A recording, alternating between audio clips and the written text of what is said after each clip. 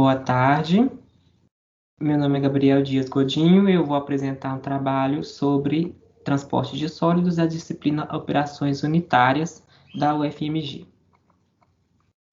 Os transportadores são dispositivos fixos cuja função é mover sólidos entre diferentes áreas de processamento de uma indústria, com o objetivo de fornecer um fluxo contínuo de sólidos para alguma atividade. Caminhões, carrinhos ou vagões não se enquadram nessa categoria, pois fornecem uma alimentação intermitente de sólidos. Os transportadores de sólidos são classificados como carregadores, arrastadores, elevadores e pneumáticos, e neste trabalho eu vou apresentar sobre um dispositivo carregador, que é a correia, e o dispositivo pneumático. Um transportador de correia é considerado do tipo carregador porque os sólidos que ele transporta viajam sobre ele, por cima dele, dessa forma. Ele é constituído por um alimentador, uma correia, que pode ser de couro, poliéster, PVC, borracha, nylon, entre outros materiais, apoiados sobre roletes, que dão sustentação para a correia e também a tensionam, e acionada por tambores, sendo que um tambor do lado do descarregamento é o tambor de acionamento e o outro é um tambor livre, que faz girar a correia. Como eu disse, é o tambor de acionamento que faz girar a correia, ele fica do lado da descarga. O consumo de energia para acionar a correia é relativamente próximo para várias velocidades. Então, você paga mais ou menos o mesmo valor de energia para acionar a correia a qualquer velocidade. Porém, não é recomendado acioná-la a uma velocidade menor do que 30 metros por minuto, porque você vai ter uma baixa capacidade de transporte para o mesmo valor de energia. E também não deve acioná-la a uma velocidade muito alta, para evitar que os sólidos finos sejam carregados pelo ar e para evitar o desgaste excessivo da correia pelo atrito com os tambores e roletes.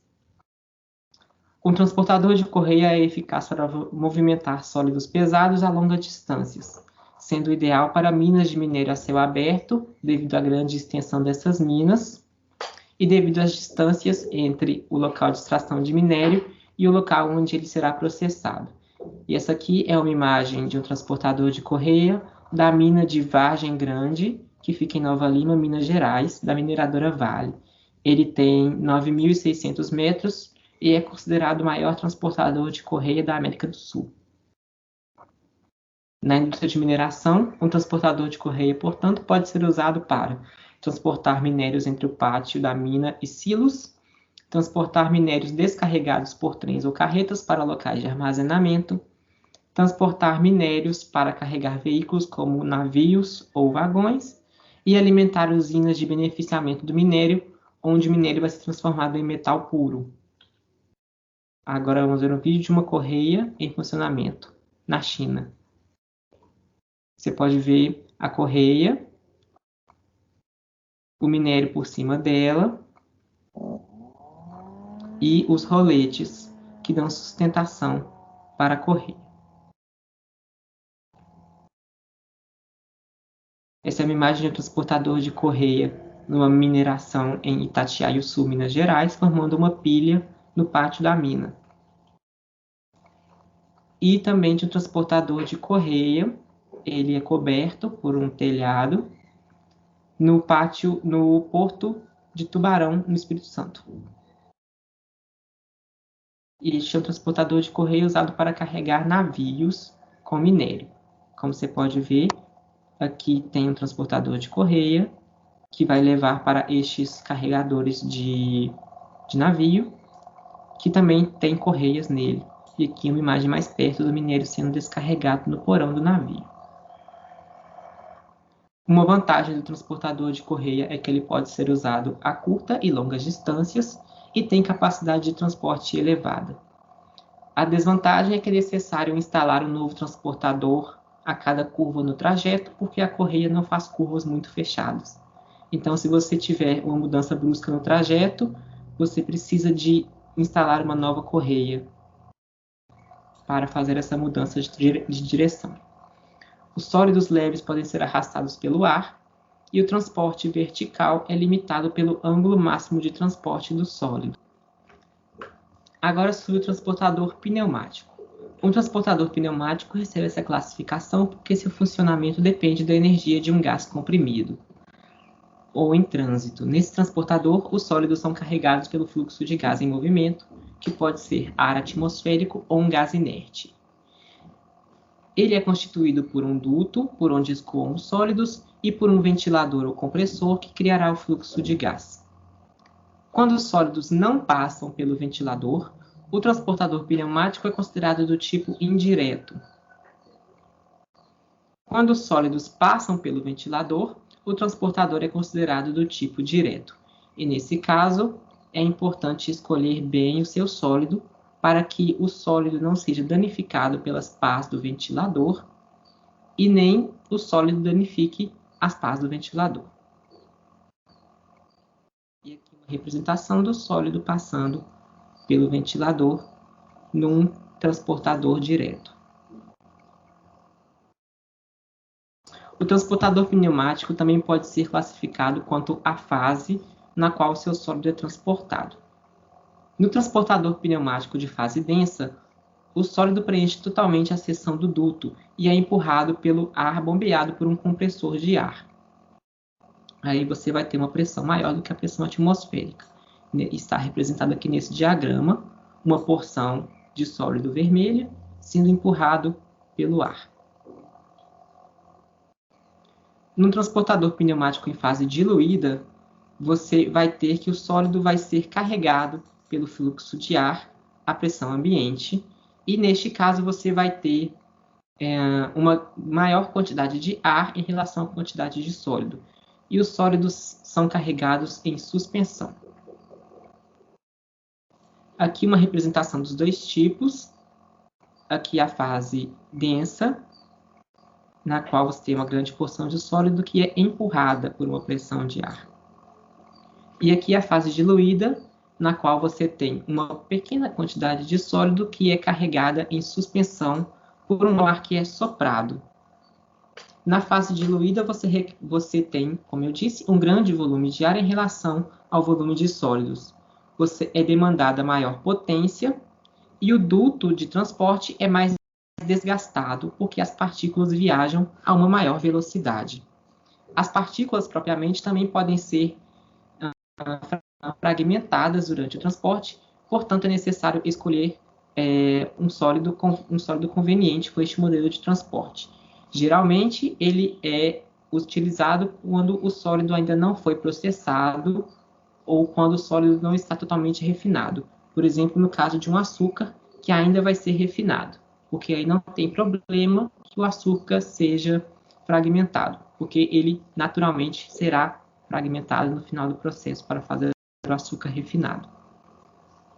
No transportador em fase densa, você precisa de um duto que suporte maiores pressões, o sólido viaja a uma velocidade menor e é recomendado para quando você quer preservar a integridade do sólido, por exemplo, quando você quer que o sólido chegue ao final inteiro, como, por exemplo, grãos de café ou grãos de milho. E também é recomendado para os sólidos que têm muita densidade, como amidos e farinhas.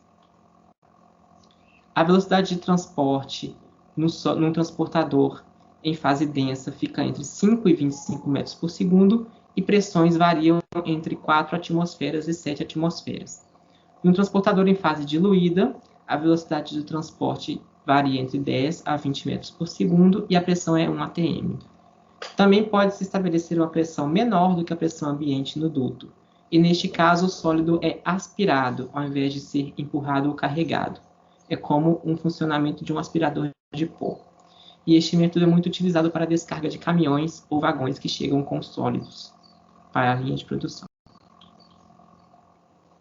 Por constituir um sistema fechado, um transportador pneumático minimiza a perda e a contaminação dos sólidos. É muito versátil, podendo um único transportador alimentar várias linhas de produção com a mesma matéria-prima. Essas características tornam este equipamento ideal para a indústria de alimentos. E aqui um detalhe de um transportador pneumático com um ventilador, aqui uma válvula que permite a admissão do sólido, aqui o local onde o sólido fica armazenado.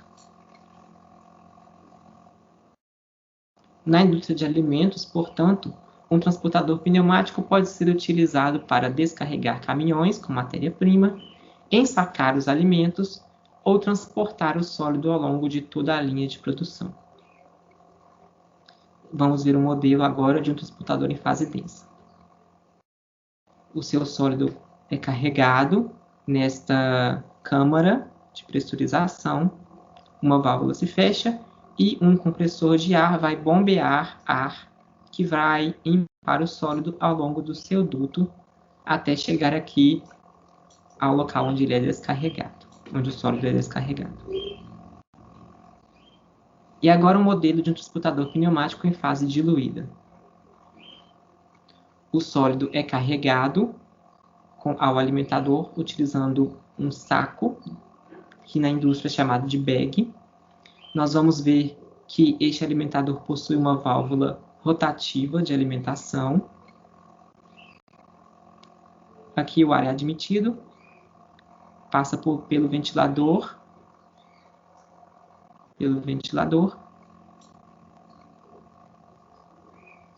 e soprado através do duto.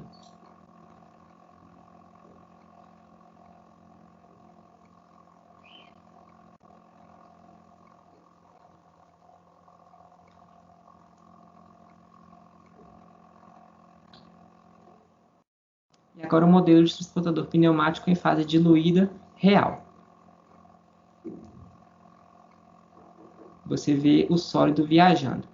Neste caso, não são alimentos, são paletas de plástico, mas também servem para a explicação. Aqui o alimentador e o sólido viajando por dentro do duto.